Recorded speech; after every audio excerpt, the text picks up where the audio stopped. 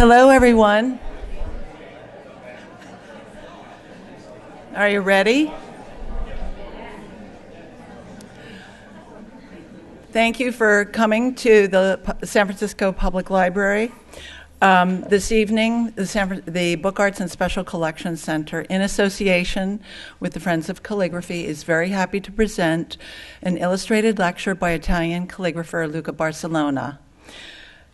Introducing Luca is Linnea Lundquist. Originally from Maine, Linnea is a graduate of Rochester Institute of Technology in New York. She is well known for both her calligraphy and type design. We're fortunate to be able to call her a very good friend of the Book Arts and Special Collections Center. In 2001, she was the driving force behind our very extraordinary Hermann Zoff Fest. And then for 10 years, she led a library study group, which was both taking material and researching material from both the Harrison collection and the Grabhorn collection of printing. I'd like to take this opportunity before Linnea comes up just to thank the Friends of Calligraphy for their wonderful involvement and support of the Book Arts and Special Collections Center. And for this program especially, thanks to Linnea. Thank you also to the Whirling Dervishes, Laura Burnaby, Georgiana Greenwood, and so many other members of the Friends of Calligraphy who, over the years, have really supported our collection and our department. So, without further ado, I'd like to welcome Linnea.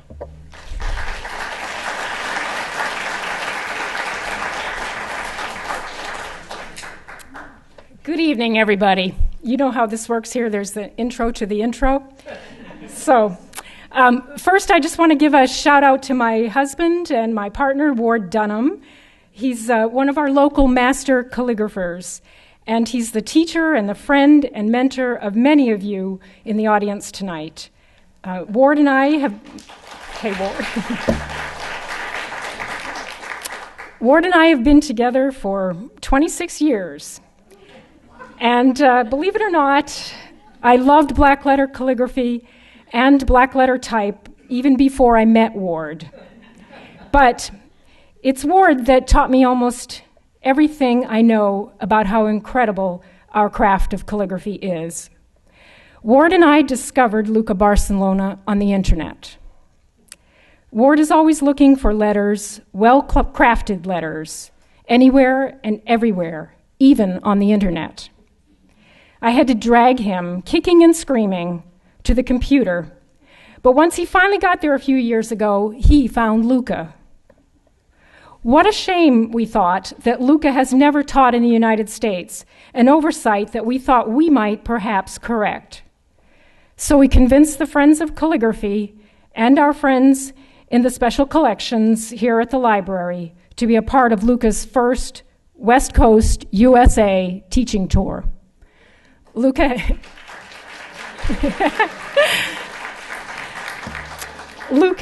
has just come from, just a second, Luca. He's just come from Portland, and after he leaves San Francisco, he'll be headed down to Los Angeles. Luca went to college in Italy to study graphic design, and now he's a very successful graphic designer. But he came to calligraphy before college by way of graffiti. And graffiti might account for the remarkable freedom and life in his calligraphic work. The kind of freedom that Ray Debal called disciplined freedom. The kind of freedom in the work of Rudolf Koch and Edward Johnston, two of my biggest heroes. Edward Johnston said, "Our aim, I think, should be to give calligraphy more life, that people themselves might have more life."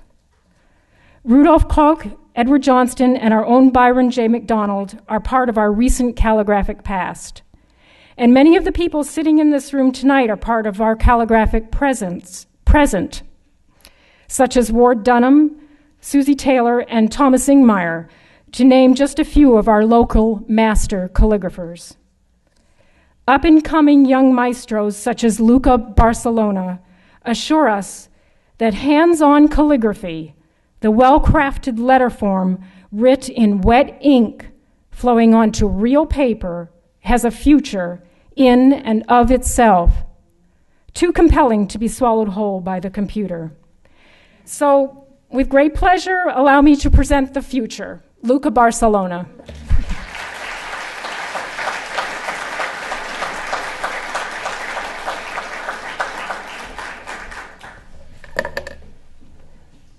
Whoa. Well, first of all, I want to thank a lot Linnea and Word and all the people who makes this possible. It started as a class to make in San Francisco, actually in Half Moon Bay, and it became like a tour. So I'm feeling like a rock star, but it isn't. Actually, I've been in Portland these days, and I took a class there, and it's been amazing to meet some beautiful people, some kind persons, and talented artists and calligraphers as well. Of course, my idea of the calligraphy in USA is ever been something greater than in Italy. When they asked me to come here and take a class, I said, what I have to teach you? Because I think in the classes there are some talented, really talented calligraphers, and also people who have passion, who does not calligraphy for their job, but they're really skilled. So I hope to give something to the people, but not just with lettering, but I'm feeling this energy with the people I'm meeting here, and I wanted to thank you firstly for this. Now we don't have so much time. Usually I have a presentation of my works. It's a little bit longer, but I will try to make it in this time we have at our disposition now. And I want to start talking about how I get involved into lettering. Since I was a child, I were noticing all this lettering in the cartoons, in the packaging, when I was with my parents at the table for dinner, for breakfast, and I was trying to copy the lettering on the packaging. And I think this is the first remember that I have of lettering. And maybe I asked for the first time, who draws these letters? Because everybody noticed to the illustrations, to something else, and doesn't ask themselves who draws the letters. I know that here, and I'm pretty impressed by this, that you have a big tradition of sign painting. So everybody knows what a sign painter is, but in Italy it's not like this. We don't have many sign painters and many calligraphers as well. So every time I say that half of my job is to explain what kind of job I'm doing. But a short introduction. I wanted just to show a spectrum of the works of my life between letters, and of course, I want to start to say that we are surrounded from letters everywhere, and sometimes I ask myself, what's happening if the letters disappear? Sometimes we are bombed by letters, and this is breathing. And sometimes they are very, very important to know where we have to go. And also young people, the so-called native of digital era, maybe they don't ask themselves who drew the letters they use every day to communicate. So I took I think of the letters to as something really important, because is the era of communication, and communication is made by messages, and messages are made by letters. So that's why I think I get into this. I studied as a graphic designer, and then I decided that calligraphy and lettering as well are the things I want to study and becomes my life. I don't treat it like as a simple job. My inspirations are in the street, as the graffiti are in the street. Also, the signs are in the street, and I need to walk and to travel to have inspirations. These are a few of the signs in Italy, and people doesn't pay attention to these. If a new shop comes, probably they replace the old sign. And many times I've been to make a picture of this. I have this it's like a virus. I always make pictures of the signs, and sometimes the owner of the shop comes out. What do you want? I'm sorry, I want just to take a picture. What as the picture that is wrong? What's wrong with the sign? And so they do not recognize that they have this big patrimonio, this big I don't know the word, but yeah. So I think also taking pictures, and I'm trying to make a book of the signs in Italy. Could be helpful for preserve this great tradition that we have. Actually, in Italy, there are like 2 or 3 persons who still does the old sign, the sign in this way. So, if nobody keeps to do it, I think we will lose this tradition. So, if someone of you can help us to keep it. And of course, graffiti are in the streets, so maybe that I take inspiration also from that. It's strange because graffiti artists and calligraphers are so close in somehow, because they are both people who have passion for letters, for drawing letters, designing letters, but sometimes they seem so far.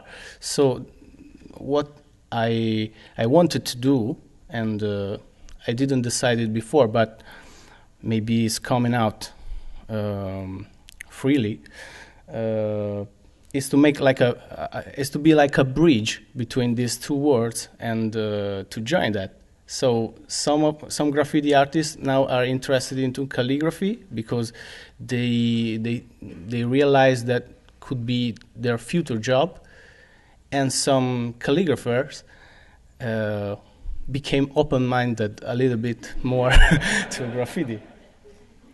Otherwise, it is not on their houses. And of course, the supermarket is another. I take big inspiration from the packaging, and I can recognize Carl Georg Hofer into a typeface, or Saul Bass in a Kleenex logo, or my teacher James Clough in That's Amore Findus. So for me, it's also this is like a museum, a free museum, where to take inspirations. Of course, for the wine, we work a lot. Calligraphers work a lot for the wine in Italy, and for beers. And of course, when I do a lot of commercials jobs with calligraphy, and it's strange, but sometimes some skilled art directors, some better art directors, ask to draw the logos, especially for that product or that project, because they recognize it is different from a typeface. Essence is a logo from a friend of mine. He's been also my teacher. He's called Francesca Biasetton, and you can easily see when you have 3 different E and 2 different S, is a unique solution for that product. Instead to use rock and rose with 2 R and 2 O that are exactly the same. And of course, book jackets is one of my is what I like to do. Most of the time, I draw for the book jackets, and then they decide for marketing meanings to change the design, and so it's not really simple to work with big. Come si dice? Publishers, yes, but also big corporation as well. And now, sorry, I wanted to talk about the master that I have. Some of them are been my direct masters, and of course some of that I just knew them, but I can't. I didn't be in time to have classes with him. Of course, one of them is the great Hermann Zapf, and I think he doesn't need any presentations. I know by Linea he's been here like in 2001, okay. And I met him last year. I went to his house to visit him, and it's been a great experience. I remember that he showed me a lot of his original works, and I was impressed from how small was his letters, and he was always asking me, looking at my works, how big are these letters? So, 2 different generations. Harp Lubalin, I love it, of course, because for his value in graphic design contribute. But what I like it more from his job is that he can express concepts perfectly without any illustrations. And I think that examples like families, marriage, mother and child are still something incredible, because are just letters, and they look like illustrations and concept as well. It's interesting to know that mother and child was just a test, and the client didn't choose that one for the final design. So sometimes it's important to have also the test, that the people share the test, because of course are better than the final result. I want to be quick. And Saul Bass, when I think about Saul Bass, I think about the colors. And I have a book a collection of old 50s posters, and most of that are just big illustration, very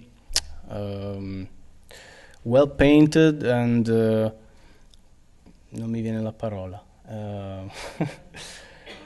Sono molto realistic paintings. And then you turn up the page and see like Vertigo poster, or the other one that you can, Anatomy of a Murder, the one on the right, or The Man with the Golden Arm. They seems that came out from the 2000 the vector graphic design era, but they wasn't. So I think how hard it's been to produce that kind of artwork. So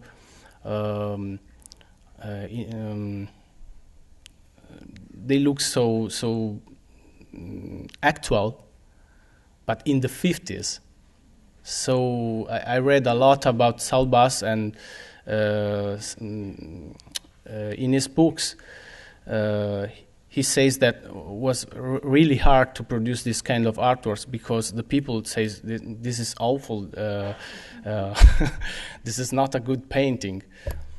But I think it's a good example of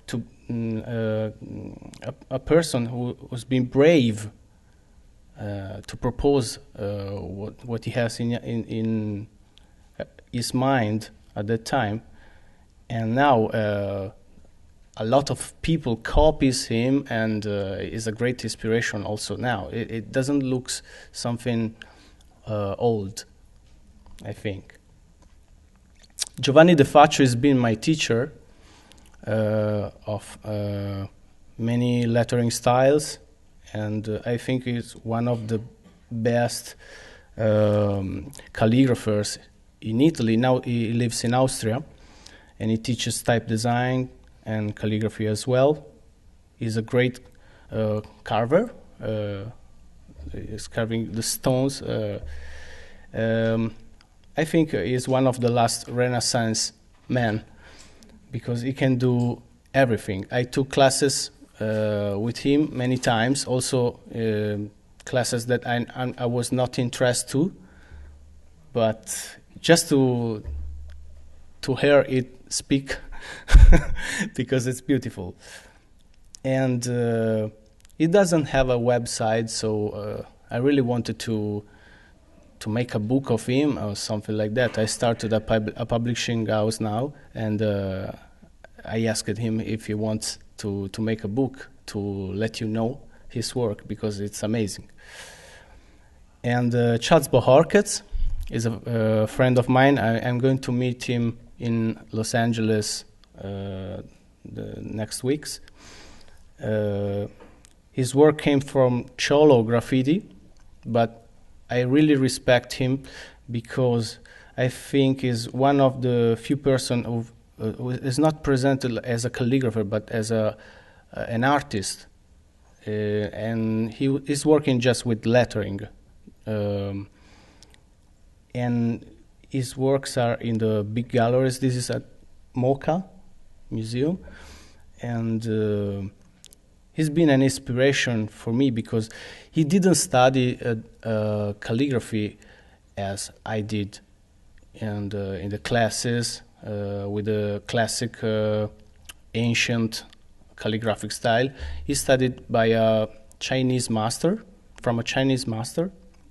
and he developed his personal style without studying every movement of the brush, but it's just from himself, just practice. And we talked a lot that about where these letters come from. Of course, they are based on the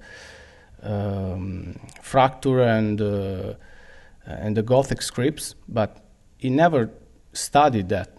So it came from their own culture, the culture of the barrios in LA. And I think his work is really amazing. I have to go quick, faster. Here's some example of graffiti that I did in the 90s and early 2000. Graffiti helped me to practice with the big surfaces and to project what I want to do in a wall. So they have been my parallel school. When I was at the college, I was doing graffiti as well. So I thought to graffiti as an hobby, but became my job. So it's been a very important experience to me. Also now, when I'm doing big calligraphy pieces on the wall. I remember to that experience, I'm making graffiti as well, because I'm moving with the body. I'm taking measurements. I can understand that a line is straight because the letters ends up on my head. It's something more than gesture. Yeah, all your body is involved into writing. And then I discovered. I remember perfectly that I discovered when I've been in love with calligraphy. I discovered calligraphy one night at the pub. It was an English pub with a texture, with a Gothic script into. They call it Old English in here maybe, and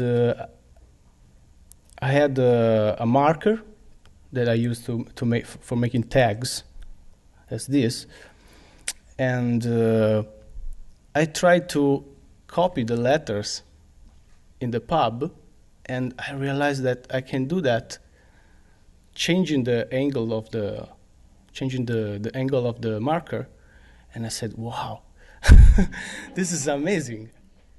And then I discovered the association in Italy to learn calligraphy. It was before internet, so it was not. Many of you can share with me this. Before internet, I'm young, but I started to make calligraphy before to have internet at home, so I cannot Google calligraphy and find a.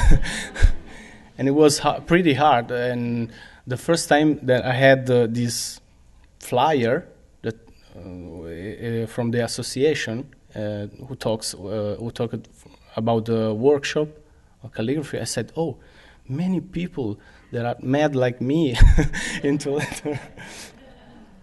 And so I started to develop just the writing. No more the big letters, the fill-ins, but just using the same tools for graffiti for some canvases. And I was interested into the texture. So this is an example of a tag with a background made of tags. They're bossa nova lyrics. And I was interested to keep the same tone of the texture without any brighter or darker parts. I was obsessed by this. And then I became calligrapher. I started, as many of you, maybe to make invitations. And I realized that the more styles you can do, the more jobs you can get. So I wanted to learn the more I can. And I felt these exercises, these works as exercises, also paid. So you you spend 8 hours to practice, but it's also a job, so not so bad. This is for diploma. This is for the Queen of Jordania. And I think from here I started to understand that these are most difficult, but also more interesting, more difficult and more interesting works. So I decided to get into it. I remember that when I did this one, it was the first big commission that I had. I spent like 2 nights and 2 days for making tests, and now I'm really faster than at the time. But I remember with pleasure that period when I was so not pretty sure of what I was doing.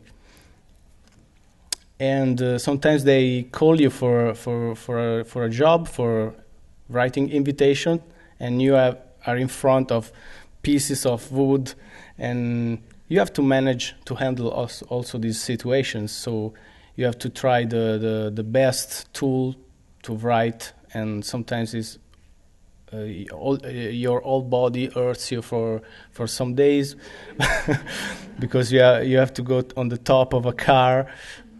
This is many years ago. I can still let grow up it. This is on a car.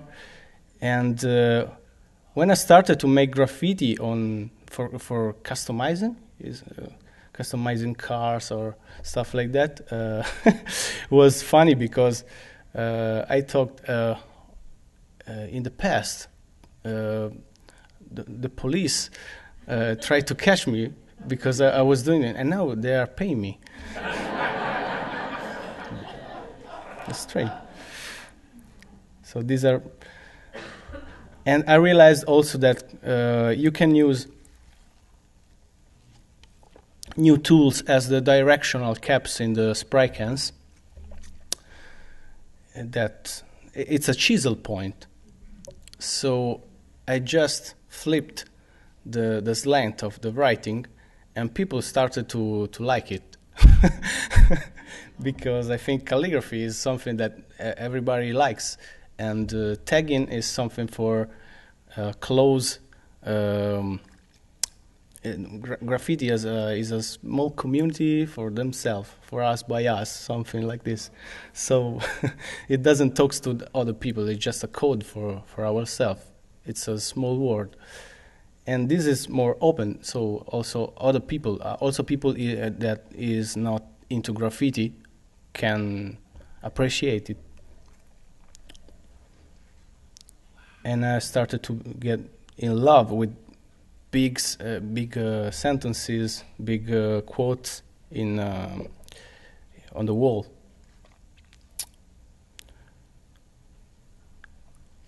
I love to write big in huge sizes because you use all the body. And this was a piece I did. It non è giusto. He stayed just for 2 days into a gallery when an exposition was closing and another one was opening. I did it into the weekend. I founded in Florence this book from George Orwell. It's not translated in Italian. It's just in English. And I was trying to find the right sentence to write because I had no inspiration to do that. And I founded a book, and the back of the book was out, respect all the other books, and I pick it up and was written why I write. So I said this is perfect. So the sentence founded me, and the sentence was about the political language, and it was the Berlusconi worst period for us. So I said this is perfect, and I thought that this was finished, but maybe now is coming another nightmare for us. So help us to invite him for have some vacation in America, please. Of course, your friends ask you for tattoo designs, and since the social network are in my life, every day I receive like 10 requests of tattoo design. It seems like it's like a mania. But now I don't want to draw tattoo anymore because it takes the time of a logo, but is not paid as a logo. And no, the main reason is that sometimes they ask you something with many flourishing that are things that you do with the gesture. But then the tattoo artist make this gesture, turns these gestures into many little points. So it doesn't make sense anymore for me. And I realized that I want to draw just tattoo for crazy people as this. This is a friend of mine, is a triathlon athlete and a biker as well. And he tattoo push hard, pull harder in this one. And I said to him, okay, if you're so crazy to make this tattoo, I will do it for free for you. And this is another friend who came with this painting, and I thought that he wanted to get a tattoo with the script, with the sentence, but he wanted that small flourish in there, and I said, "Oh, why? Because I like it. Try to make." And now it's on his arm, huge like this, in this sides. Logo design.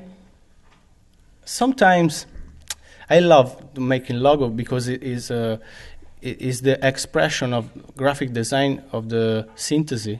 Is the to synthesize, giusto? Synthesize a concept in just with letters.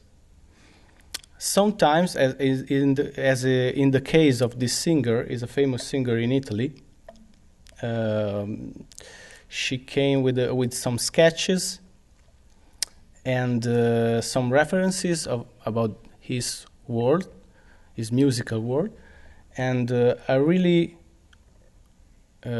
immediately get what she has in her mind, and it was a first shot logo. But many times you have the people says you, I like your work, do what you want. So you have many weeks to make test and test and test and test different tests, and they say, yes, I like it, but could you change the colors and the design? So everything.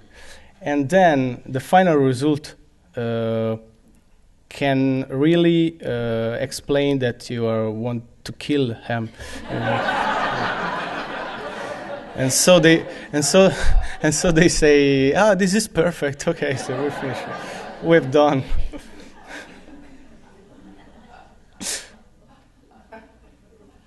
And some more logos here.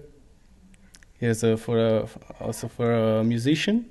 It's called Night Skinny, and the idea was to connect the G with the S. So I tried the same idea with different styles.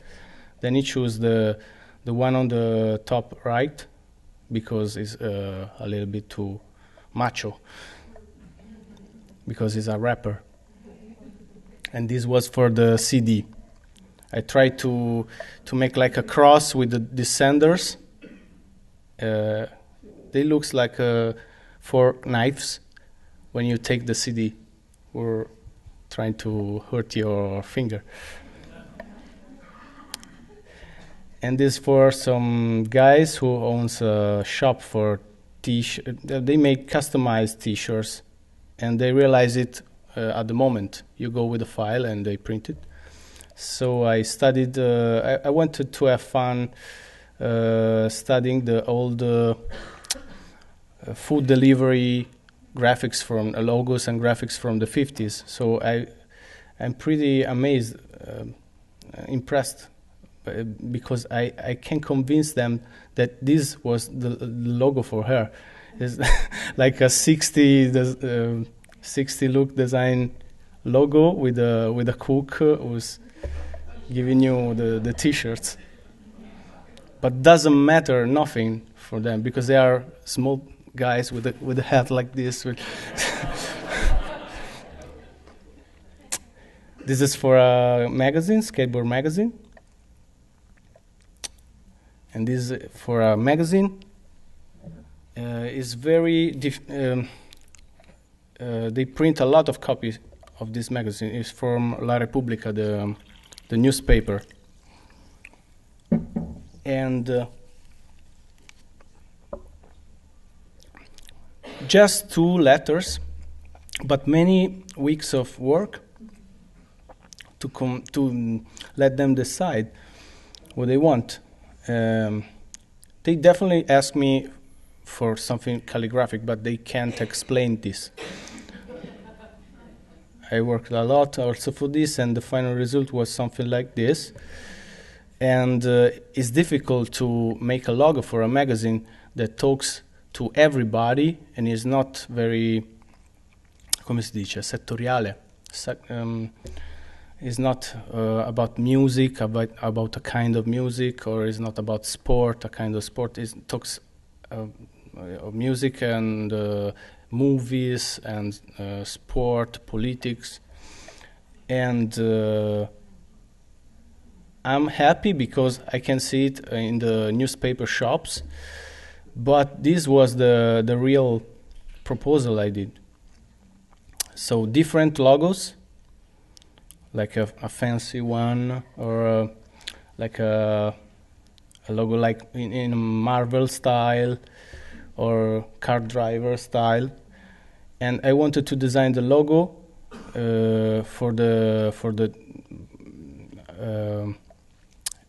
exactly for the photo on the cover, but they were afraid that the people cannot recognize and probably this will be published on these beautiful graphic design books just for graphic designers, but not for the people. So it's really, really difficult for me to convince the clients to make something new, something brave.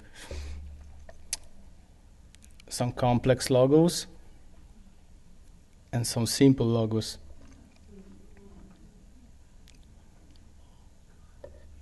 This is for a blog who wanted like a look ancient but also modern. So I decided to make this be with a fracture sides and most modern typeface connected.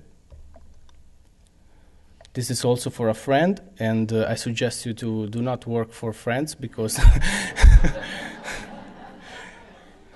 they are very exigent and they want the stuff for free. And this friend of mine showed me this cover of his record, and the cover was pretty nice, but the lettering was a typeface, very bad used typeface. So I said, oh, this sucks. And he said to me, why don't you write it for me? You design for me. Okay. Yeah. I have to learn to shut up. And this is the cover. It's half mine and half from the graphic designer. In this case, I had no chances to decide what to do because they had already registered the logo with just a scribble writing hard exactly in that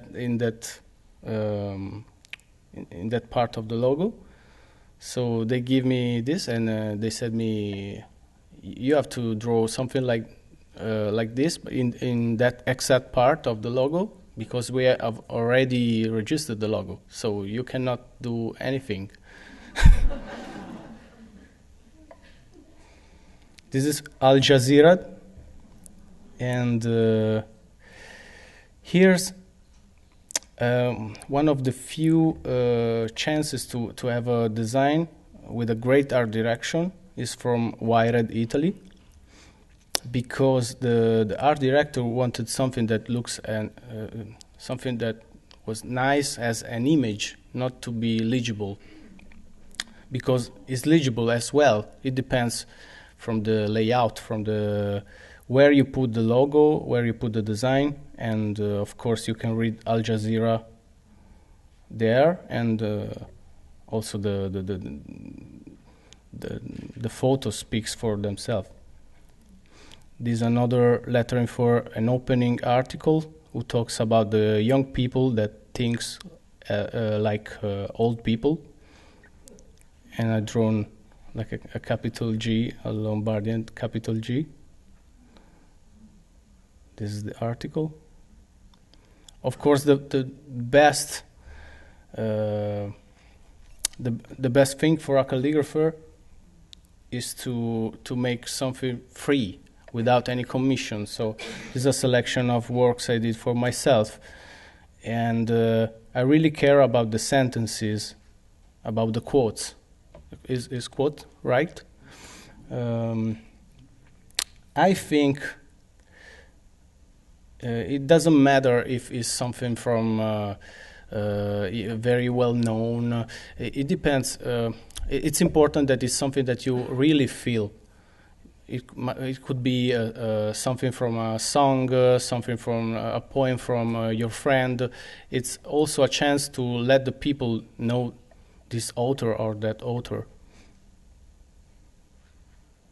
Sometimes I don't have nothing to write, so I just write alphabets and I feel free. I came in the studio, I write an alphabet, and then I feel good and I start to work because I have to.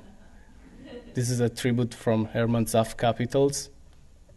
Free. I've done this really free, without thinking to make a masterpiece or something like that. It's not something really from me, but I really love to. Here I'm not concentrated on the letters, but on the spaces that on the white and the black, and into the page.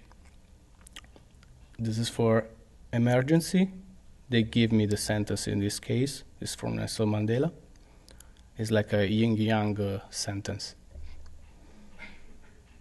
And this is also for fundraising for Tanzania.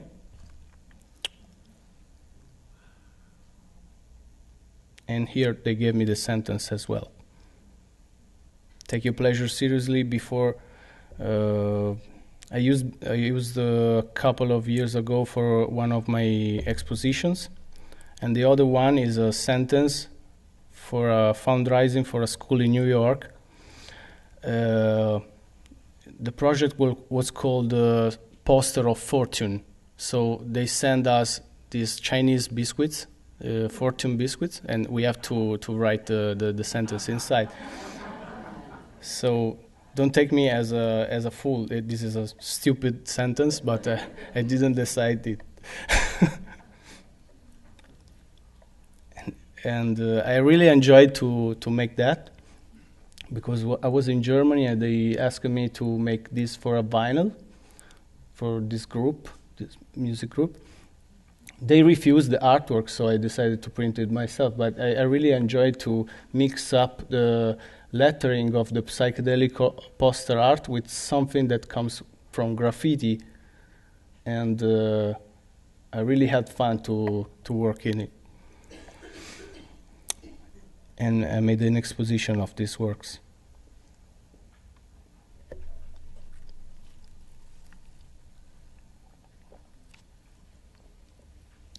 I decided to make this exposition just to show how big are these artworks, how big I work.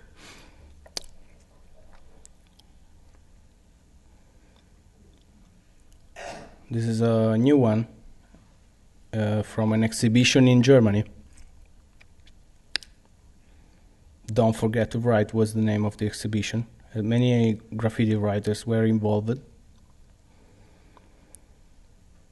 And I really like also draw stuff that, of course, when you have something into a gallery, into a museum, it's very hard for some fans to buy your work, because it's expensive, because it is an original, and I think it's a good.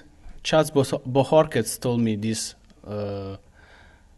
time ago, that he wanted to work for their people, for his people, his neighborhoods, so they can buy his own art, his artworks, from a poster, a T-shirt, and some clothes that are cheaper, and for a few dollars you can have his art and share it. So it's beautiful when I meet up in the street somebody that I don't know with my T-shirt, and I spent 2 nights to make this, and you have it. And I decided, when I realized this, I decided to draw many things. I draw for France as well, and for Carhartt. They have a really great art director, and I try to interpret his claims and his logo in many ways. I put some of this stuff in my book because a lot of this was not produced in the collections. I worked for them for 4 or 5 collections.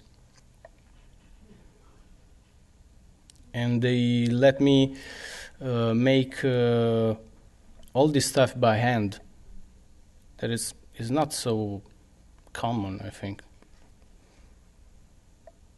And this is the collection. It's interesting to see how they interpreted the colors they decided. This is for ISPAC, for a bag. Nike skateboards.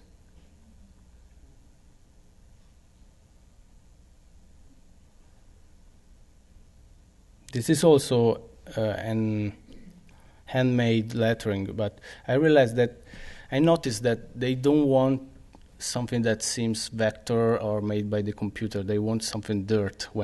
So I quit making very retouched designs because I think the common people cannot recognize a good lettering for a T-shirt if it's made by hand or by computer. Is a typeface. Sometimes they say me, "Are you kidding me? This is made with a font. You didn't do that." So I learned that it's better when they feel that is something handmade. Except this, because the computer, I think, takes a lot to make this. And I wanted to put letters into letters.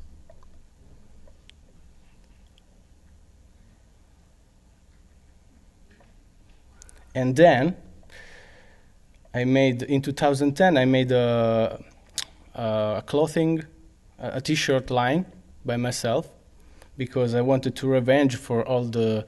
It was a revenge for all the refused graphics. So I printed stupid sentences and stuff like this just for myself, because I wanted to. I said I like it. I want to see it printed. So I made this, and we made also a mini series, a mini line about to let the people know how the things are going in Italy, especially in Italy, with graphic designers. And we did this set with this fake art director, very friendly and cool art director, who saying you, "I'm sorry, I like your stuff, but I can't pay you." And all the things that we put are very close to the reality is. So old Macintosh, because he's a nerd of Mac. Steve Jobs is Jesus, and 3-4 iPhone on his desk. A lot of books and magazines about graphic design that he never read. And this is another one. We put some fastidious insect near the sentences. This is, we are sorry, but for this project we have no budget. We are sorry, but the time, the deadline is so tight, and the hard life of a Italian designer with a mosquito. And then my favorite is a non-profit project, but we guaranteed visibility. I never paid my rent with visibility. I tried to go to a shop to buy a steak to a shop and say, I have no money, but I will talk really good about your shop. And the guy tried me to punch in my face. Oh, sorry, this is okay. Commercial and advertising. Sometimes you can do funny things for yourself, as in these posters. One is for a punk rock festival, for a surf movie, Italian surf movie called Onde Nostre, and for a musician, Cesare Picco is a piano player.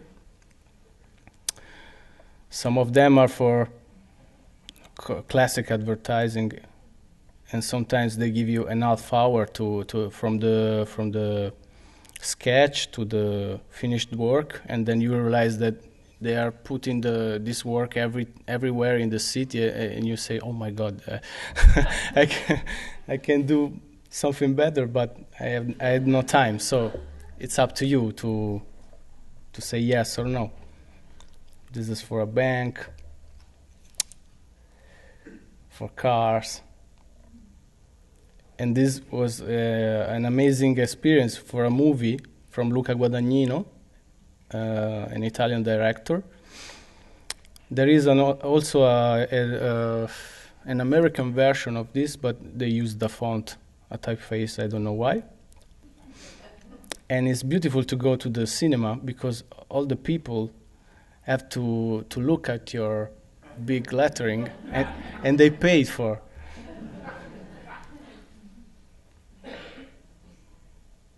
I'm joking, but it's very nice to see this because, of course, I've been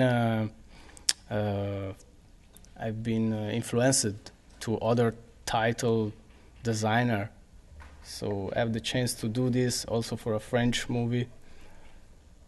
It's very nice, and this is for an advertising for a makeup for Dolce Gabbana. It's for a fard, so I try to use the powder is a color that you mix with the water for make the color. And we firstly did many tests, and then blow off the powder, and this is the result. We reversed what we filmed.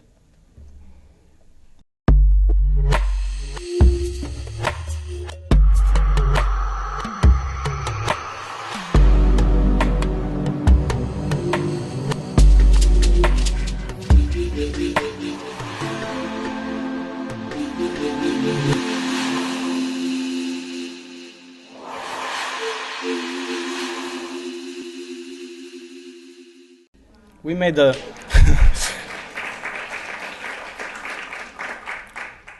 we had to make the set every time for every letter, so it takes like 3 days of shooting for a few seconds of and every calligrapher or type designer, I can't not to be in love with the letterpress and letterwoods. I collect some typefaces, and I have the chance to make also these kind of jobs for the magazine. And then I realized, no, this is for a record. This is hand drawn. But I realized also the CD. And for the CD, I printed all the lettering in typefaces, and I put it into. Maybe somebody thinks it's some Photoshop effects, but it's just for my pleasure. And this is the merchandising. And this is a project I did with a novel of Kafka. A short novel talks about the trees, and I worked like as a Rudolf Koch fan, trying to make these letters. Was dancing letters, and then I put it into the transparent paper, reversed it, and cut it. It was a nice time to spend on vacation every day. And I realized that if you cut the linoleum in this case, or the wood, you can have the effect of a tree without drawing the radice. Come si dice? Radice? Yes, thank you. It came out easily, just cutting the wood or the linoleum. And we printed like 300 of these books. It took like 3 years for 6 pages. So it's not a great business, but a great pleasure as well. And teaching, gave me the possibility to meet a lot of people, to travel, and I'm here for this as well. So I started to teach from the same association where I learned from, the Associazione Calligrafica Italiana. They called me for, in the beginning, my first class was for about fractured, and I love like how many different people came to the workshop: tattoo artists, young people, writers, graffiti writers, poets, journalists, people who, nostalgic people. It's very strange. This is this room full of mad people talking about letters, and just enjoy. We don't know what you're talking.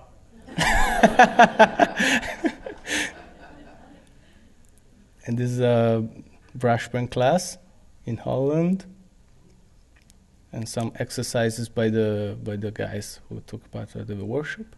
And then I started to try a way to teach calligrams, starting from Guillaume Apollinaire, with his calligram, is drawing with letters. So I tried to teach this, firstly with simple examples to explain what a calligram is, and searching in the history who used calligrams and what they used for. Sometimes you cannot read something, but you can have the feel the strength of the image. Of course, psychedelic posters. I have a way of thinking about these works. It's time. It's like the letters are liquid and are taking the shape. Oh. Time is running. I have some works more to show you, but I think I will finish with this, and then if you prefer, you can make some questions, or I can keep on. So that's it.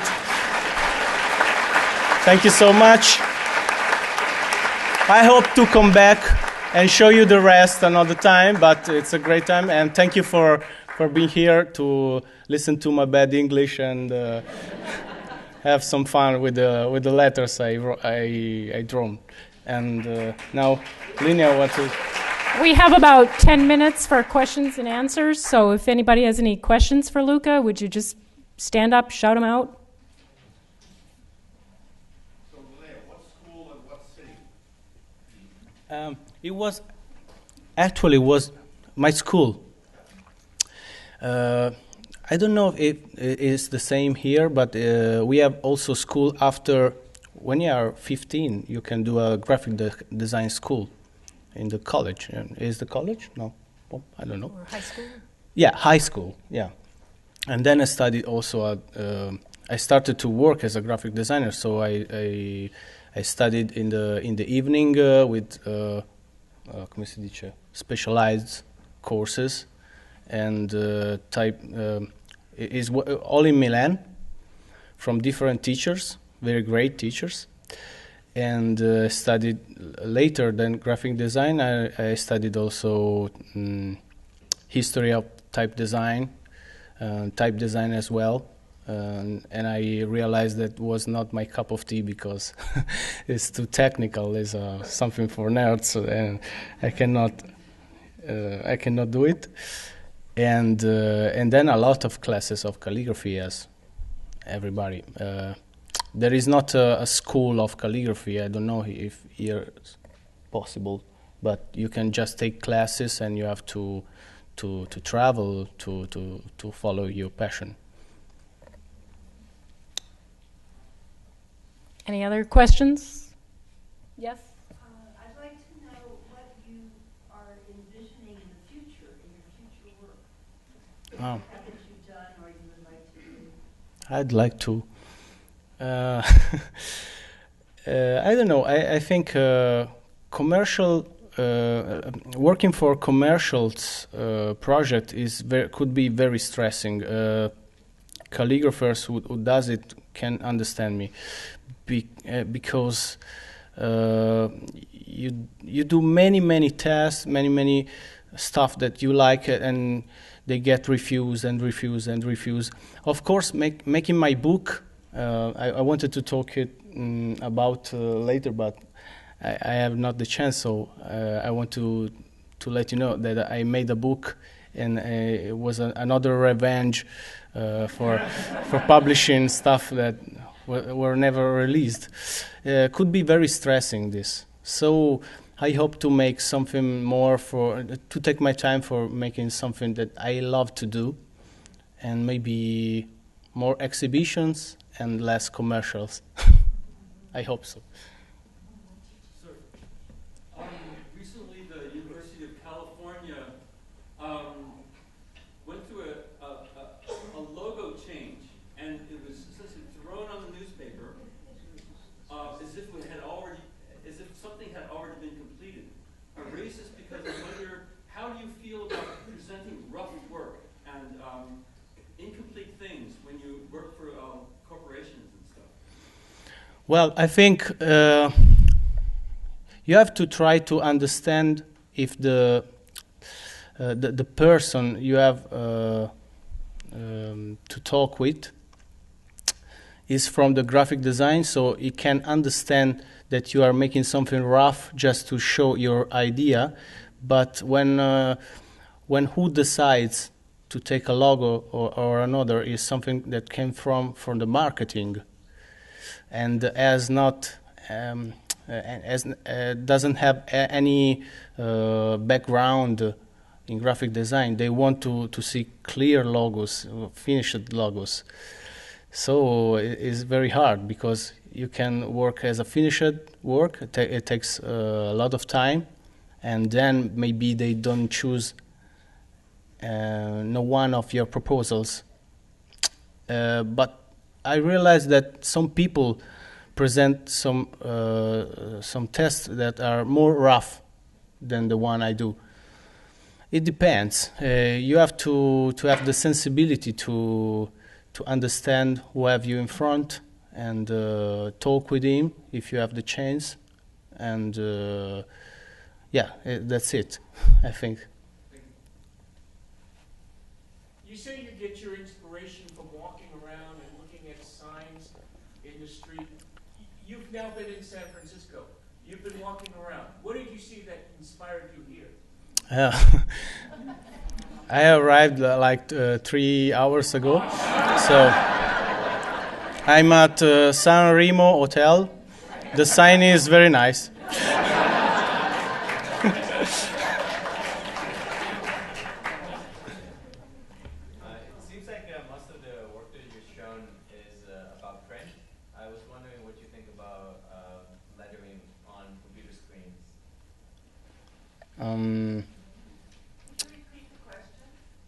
Most of the work that we saw tonight, it seemed like it was related to print, things that are printed over paper.